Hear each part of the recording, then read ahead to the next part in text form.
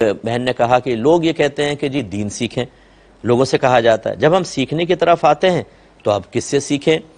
ایک کہتا ہے چیز جائز، دوسرا عالم کہتا ہے ناجائز۔ جب اللہ ایک ہے، قرآن ایک ہے، تو لوگ الگ الگ باتیں کیوں کرتے ہیں؟ اس کنفیوژن کو کیسے دور کیا جائے؟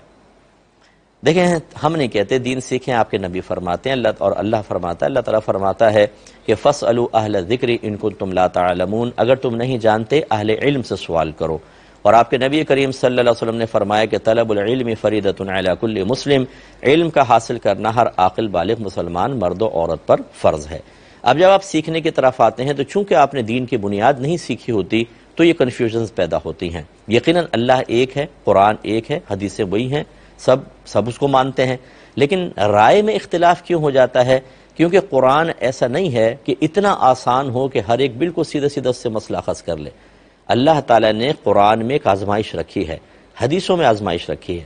اسی لیے نبی کریم صلی اللہ علیہ وسلم نے حضرت معاذ بن جبل رضی اللہ تعالیٰ عنہ کو جب یمن کا حاکم بنا کر بھیجنا چاہا تو پوچھا بما تقضی یا معاذ، اے معاذ آپ کس چیز کے ساتھ فیصلہ کریں گے؟ عرض کی اللہ کی کتاب سے۔ سرکار نے فرمایا فَإِن لَمْ تَجِدْ، اگر آپ اس میں نہ پائیں تو؟ عرض کی کہ پھر میں حدیث سے استدلال کروں گا۔ فرمایا اس میں نہ پائیں تو؟ کہا میں اپنی رائے سے اجتہاد کروں گا۔ اس پہ سرکار نے خوشی کا اظہار فرمایا۔ اس کا مطلب ہے ہر چیز قرآن میں ہو یا آپ کو مل جائے ضروری نہیں، ایسی حدیث میں پھر رائے سے اجتہاد ہوتا ہے۔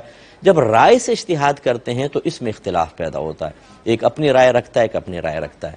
میں آپ سے گزارش کرتا ہوں آپ ترمذی پڑھ کر دیکھیں، صاحب ترمذی ہر حدیث کے بعد بتاتے ہیں کہ اس حدیث سے جو مسئلہ اخذ ہو رہا ہے کون کون صحابہ اس پر تھے، تابعین اس پر تھے، اور کون اس کے خلاف دوسری حدیث سے استدلال کرتے تھے۔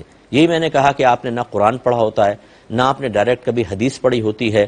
پھر جب علماء کی رائے میں آپ اختلاف دیکھتے ہیں، جس کو علماء نے واضح لکھا ہے کہ علماء کا آپس میں علمی اختلاف امت کے لیے رحمت ہے، کہیں مسئلہ سخت ہو جاتا ہے، کہیں آسان، اختلاف سے آپ کے لیے آسانیاں پیدا ہوتی ہیں، تو چونکہ آپ نے پڑھا نہیں، آپ دیکھیں کہ کتنا صحابہ کے مابین فقہی اختلاف رہا ہے، کوئی رائے رکھتا تھا، کوئی رائے رکھتا تھا۔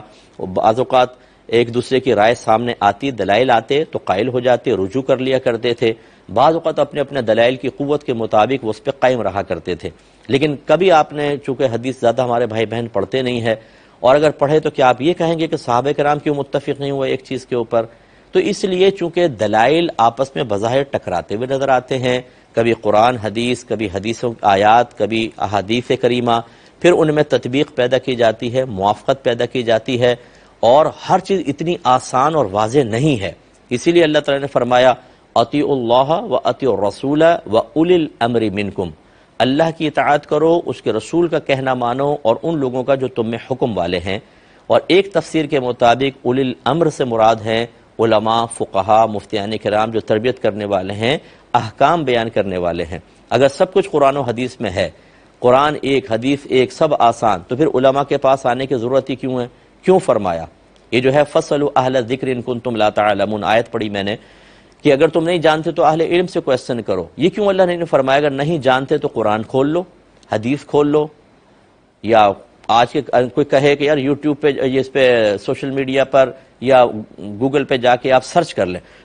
نو، اللہ نے فرمایا اہل علم سے کویسچن کریں، اور اہل علم جب اپنی رائے دیتے ہیں تو ہر مسئلہ قرآن و حدیث سے اتنا واضح نہیں ہوتا کہ اس کو بالکل بیان کر دیا جائے، بہت ساری اس میں اونچ نیچ ہوتی ہیں، اس وجہ سے رائے کا اختلاف ہو جاتا ہے۔ اب خلاصہ کلام کیا ہوا؟ میں نے بارہا یہ گزارش کی، آپ پہلے اچھی طرح دیکھیں، جو عالم دین آپ کو ایسا لگے کہ ان کی باتوں میں وزن ہے، مدلل گفتگو کرتے ہیں، مسائل پر اچھی نگاہ ہے، اور پھر یہ کہ عقائد کے باب میں بھی آپ کو دیکھنا ہوگا کہ ان کے عقیدے میں کوئی جمہور جو مسلمان ہیں ان سے کوئی ٹکراؤ نہیں ہے، آپ ان کو فالو کریں، انشاءاللہ کوئی کنفیوژن نہیں رہے گی۔ کنفیوژن اس وقت ہوتی ہے جب ہم اپنی مرضی کے مسائل معلوم کرنے کے لیے ایک سے معلوم کرتے ہیں، وہ موافق نہیں ہوتا، ہم کہتے ہیں مزہ نہیں آیا، دوسرے سے پوچھتے ہیں شاید یہ میری مرضی کے مطابق بتا دے، پھر جب وہ مرضی کے مطابق بتاتا ہے تو لیکن اندر ایک مومن موجود ہوتا ہے، آپ کہتے ہیں یہ مان تو لوں لیکن وہ تو منع کر رہا تھا، اب اس کی مانوں، یہ ہوتا ہے۔ آپ ایک کو اپنا مرجع بنائیں، اپنا مقتدا بنائیں،